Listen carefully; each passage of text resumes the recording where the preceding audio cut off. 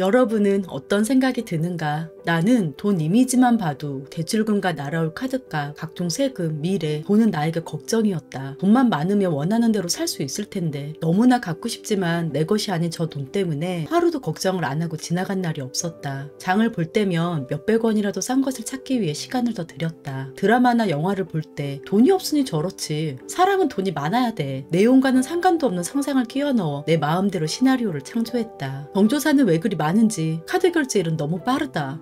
카드 결제일이 다가올 때면 날카로워진 우리 부부는 서로 탓해가며 싸우기 일쑤였다. 수입이 괜찮았을 때조차 다음 달, 다다음 달을 미리 계산해가며 돈 걱정이었다. 생활에 지장이 있을 정도로 돈이 부족했던 것도 아닌데 돈이 없을 때나 있을 때나 하루에도 수십 번씩 돈 걱정에 시달리는 것을 당연하다는 듯이 행동했다. 돈. 정말 꼴도 보기 싫다. 생각도 하기 싫다. 이제 나는 그 지긋지긋한 돈 걱정에서 빠져나오기로 결심했다.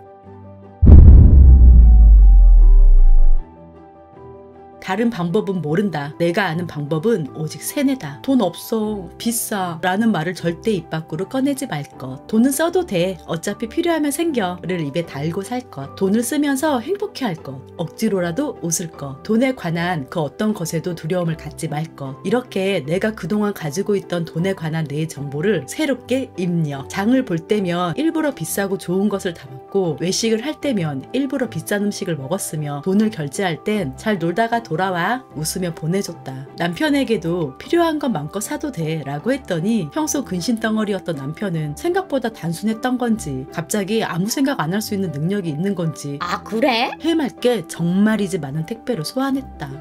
사실 내 속은 타들어갔다. 이거 쉽지 않다. 몇십 년을 이어온 나의 정보는 새로운 입력을 바로 받아들이지 않았고 끊임없이 나를 불안으로 이끌고 가만두지 않았다. 이러다 잘못되는 거 아니야? 나 정말 땡그지 되는 거 아닐까? 수없는 고민이 밀려들었고 그럴 때마다 한숨은 뒤로 한 채 괜찮아. 돈은 써도 돼. 어차피 생겨. 큰소리로 외치고 다녔다. 그러나 잠자리에 들 때면 그간 외면하던 모든 걱정이 몰려들어 마음을 마구 헤집어 놓는 통에 좀처럼 잠에 들지 못하는 나날이 이어졌다. 다 괜찮아 라고 말하고 다녔지만 사실 내 마음은 조금도 괜찮지 않았다. 정말 차라리 그냥 돈돈거리며 사는 게 더 나을 지경이었다. 그럴 때면 조금 유치하지만 나를 제3자화시켜 누워있는 내게 말을 걸었다. 너 돈 걱정하고 있구나? 걱정하지 마. 그건 내가 알아서 해결해. 난 그런 것쯤은 얼마든지 쉽게 해결한다고. 그러니 너는 아무 걱정 말고 푹 자려. 대신 내가 내 속을 조금 들여다볼게. 돈에 대한 걱정을 날려버리기 위해 매일 스스로에게 따뜻한 위로를 건네며 명상에 잠기기를 반복했다. 시간이 지날수록 막 지르던 남편도 점점 불안해하기 시작했지만 나는 한계를 더 오버하며 마음을 굳혔다. 그렇게 두세 달이 지났을 때 아무 걱정 없이 돈을 쓰고 있다는 사실을 문득 알았다. 걱정이 없는 정도가 아니라 돈을 쓰는 자체가 행복하고 즐거웠다.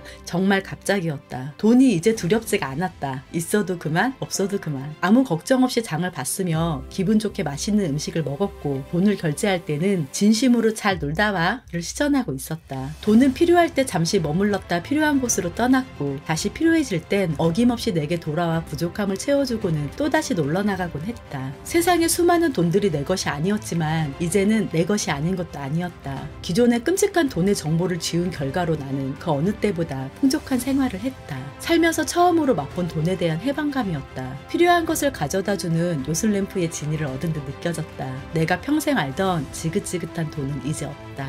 부가세를 신고하던 날 코로나의 여파였겠지만 우리의 수입이 실상은 4분의 1토막에 나 있다는 걸 알았다. 비수기이기도 했지만 이 정도일 줄은 몰랐다. 남편과 나는 어이가 없었다. 우리 무슨 돈으로 그동안 산 거야? 카드빚이지. 돈은 무슨 돈. 아구 써재낀 탓에 카드빚만 늘었던 거다. 그러나 풍요의 느낌을 알아버린 나는 걱정하지 않았다. 예전이라면 큰일 났다. 설레발치며 동동 거릴 텐데 신기하게도 아무런 걱정도 되지 않았다. 어차피 생길 텐데 뭐 이렇게 썼어야 했나 보지. 평소라면 미쳤다고 생각할 만한 생각들로 머릿속에 가득했다. 그리고 그것이 문제가 된다는 생각도 없었다. 나는 훨씬 적은 돈을 벌고 빚은 쌓여가면서도 걱정 없이 행복을 느끼고 있었던 거다. 믿음은 틀리지 않았다. 비수기가 끝날 무렵 보통 이맘때의 일보다 훨씬 많은 몇 배의 물량의 일이 들어와 미친 카드값을 메꾸고도 충분히 남을 돈을 단숨에 벌었다. 우리의 일은 약간의 차이는 있어도 수입의 큰 틀이 달라지는 일이 아니었다. 그런데 그걸 넘어서 버린 거다. 처음 있는 일이었다. 1년이 훌쩍 넘은 지금까지 나는 단 한순간도 돈 걱정을 하지 않았다. 돈이 필요할 때도 있었지만 걱정은 없었다. 어차피 채워질 것을 알았고 역시나 때가 되면 요술램프 지니는 나를 찾아왔다. 빚이던 뭐던 그런 건 이제 중요하지 않다. 풍요의 정보로 가득한 나의 뇌는 항상 풍요를 느끼게 해주었다. 지금 그렇다고 드라마틱하게 엄청난 부에 파묻혀 180도 달라진 인생을 살진 않지만 뭐 불가능한 일도 아니라고 생각한다. 우린 더 이상 돈이 부족하지 않았고 잔잔바리 같은 택배 소환도 남편은 하지 않았다. 돈에 끌려다닐 땐 심리적인 배고픔에서인지 사실 중요치 않던 것을 사면서 그 텅 빈 허기를 억지로 채웠다면 모든 것의 풍족함을 느끼고 나서는 더 이상 쓸데없는 지출을 하며 공허함을 채울 일이 없었던 것이다. 오히려 더는 살 게 없다며 나와 부모님께 그 돈을 더 쓰는 사람이 되었다. 정말 사람이 된 것 같다. 자연스럽게 우리는 언젠가부터는 돈 문제로 싸우지도 않는다. 밥 먹다 말고 물을 네가 가져온 애 만회로 싸우긴 한다. 3개월의 세뇌로 나의 삶은 조금씩 바뀌기 시작했다. 어린 시절 우리 집은 정말 가난했다. 엄마는 항상 돈 걱정이 웃을 일이 별로 없었고 단칸방에 사는 것이 부끄러운 나는 친구를 초대한 적도 없다. 내게 가난은 당연한 것이었다. 성인이 되어 친구들보다 많은 월급을 받고 일했지만 내 통장의 잔고는 쌓이질 않았다.